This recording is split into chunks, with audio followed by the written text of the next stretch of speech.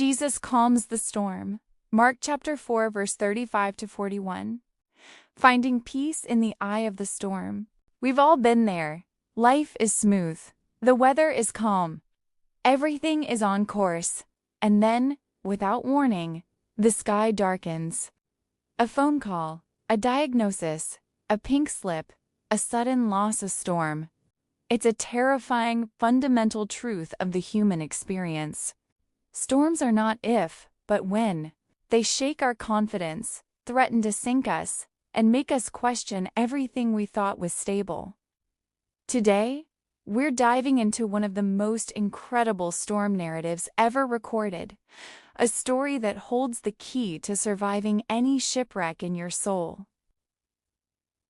It was late evening on the Sea of Galilee. The air was likely cool, carrying the scent of fresh water. The disciples were weary but content. They had spent the day listening to Jesus teach thousands, and now he looked at them and simply said, "Let us go over to the other side." That was it. No long-winded explanation. Just a direction and a promise of a destination. They climbed into the small fishing boat, trusting his words, trusting his presence. Initially, the journey was tranquility itself, the kind of gentle, rhythmic rocking that lulls a tired mind into rest. You could almost feel the peace, the sense of security that came from being near their teacher. They relaxed, perhaps even slept, assuming the journey would be as peaceful as the start. But the Sea of Galilee is notorious for its sudden, violent microbursts of weather. The air currents rush down from the surrounding hills, turning a calm lake into a boiling cauldron in a matter of minutes. That's exactly what happened. Suddenly, without warning, a furious squall came up. The winds didn't just blow, they howled across the waves, whipping the sea into a frenzy. The boat pitched violently, groaning under the assault, quickly filling with water. This wasn't a gentle splash. This was a life-threatening crisis for seasoned fishermen. Fear, a cold, paralyzing dread, gripped their hearts. They didn't just worry. They panicked. They knew boats, they knew the sea, and they knew they were sinking. And what did they find in the midst of this chaos? The master, sound asleep in the stern, resting peacefully on a cushion. Desperation eclipsed reverence. They had one final, terrified, accusing cry. "Teacher, don't you care if we drown?" In that tiny, sinking boat, amid the roar of the wind and the crashing waves, Jesus rose. He wasn't rushed. He wasn't panicked.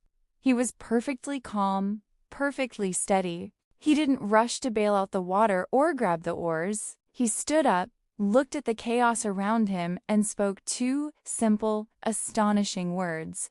Words that carried the authority of creation itself. "Peace, be still." The wind instantly ceased its howling. The waves dropped their fury. The sea flattened into a glass-like surface. The storm didn't dissipate slowly. It surrendered completely. The disciples were not just relieved. They were utterly terrified, now by the presence of true power. They stood in stunned silence, finally murmuring the question that defines the entire story. Who is this? Even the wind and the waves obey him. Friend, this story is your roadmap through life's inevitable storms. Whether your storm is financial, relational, emotional, or spiritual, it is real, and it is threatening to overwhelm you. But here is the message. The same Jesus who calmed the storm that night is present in your boat today. He is not distant. He's not unaware of your fear. He hears your desperate cry of, "Don't you care?" And his answer is the same. Peace, be still. He offers a peace that isn't the absence of trouble, but the presence of him in the trouble. So take courage. Trust him more than you trust your fear. Hold on to this profound truth. The winds and waves still know his name.